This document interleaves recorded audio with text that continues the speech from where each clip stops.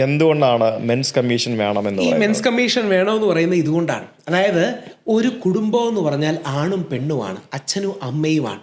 നമ്മൾ ഏറ്റവും കൂടുതൽ നമ്മൾ അമ്മമാരെ, പ്രത്യേകിച്ച് ബോയ്സ് ആകുമ്പോൾ അമ്മമാരെയാണ് ഇഷ്ടപ്പെടുന്നത്, അങ്ങനെ തന്നെ വേണം. പക്ഷേ ആ അമ്മയും അച്ഛനും ചേരുന്നതാണ് ഇപ്പം മെൻസ് കമ്മീഷൻ. ഞങ്ങളടക്കം നേഷൻ വൈഡ് ആയിട്ടൊരു ടീം വർക്ക് ചെയ്യുന്നുണ്ട്.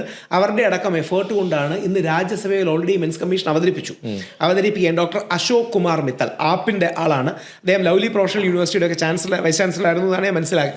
അദ്ദേഹം അത് അവതരിപ്പിച്ചു. നമ്മുടെ നാട്ടിലും ഈ ഓരോ കേസുകളും എടുത്തു വെച്ച് നമ്മൾ കൃത്യമായിട്ട് പറയുന്ന കാര്യങ്ങളുണ്ട്. ഇതിൽ ആദ്യം പറയുന്ന കാര്യം BBC അടക്കമുള്ള ഒരു കണക്കാണ്. 53% BBC കോട്ട് ചെയ്യുന്ന കണക്കാണ്. 53% പീഡന പരാതികൾ വ്യാജ പീഡന പരാതികളാണ് എന്ന് BBC കോട്ട് ചെയ്യുന്നൊരു ആർട്ടിക്കിളുണ്ട്. ഒന്ന് ആലോചിച്ച് നോക്കുക, പകുതിയിലധികം പരാതികൾ ഇതാണ്. ഇനി അടുത്ത ശ്രദ്ധിക്കേണ്ട കാര്യം, ഇത് ആദ്യം പ്രത്യേകിച്ച് ഫെമിനിസ്റ്റുകളും ലിബറലുകളും ശ്രദ്ധിക്കാനാണ്. ഇതിലെ ആദ്യ വരി എന്താണെന്ന് അറിയാമോ? ഞാൻ ജസ്റ്റ് ഒന്ന് വായിക്കാം, എന്നാലേ എൻ്റെ പ്രിസിഷൻ കിട്ടൂ. സ്ത്രീകൾക്കാണോ പുരുഷന്മാർക്കാണോ സമൂഹത്തിൽ കൂടുതൽ ലിംഗാധിഷ്ഠിതമായ പ്രശ്നങ്ങൾ അനുഭവിക്കേണ്ടി വരിക എന്ന് നമ്മൾ ആത്മാർത്ഥമായി ചിന്തിച്ചാൽ അത് സ്ത്രീകൾക്ക് തന്നെയാണ് എന്ന് നിസ്സംശയം പറയാം. ഒരു സംശയവുമില്ല. നമ്മുടെ നാട്ടിൽ കൂടുതൽ പ്രശ്നം അനുഭവിക്കുന്നത്, അതായത് ഇത്തരത്തിലുള്ള പ്രശ്നം അനുഭവിക്കുന്നത് സ്ത്രീകൾ തന്നെയാണ് എന്ന് പറഞ്ഞ് നിരപരാധികളായ പുരുഷന്മാരെ കൊടുക്കേണ്ട ആവശ്യമുണ്ടോ?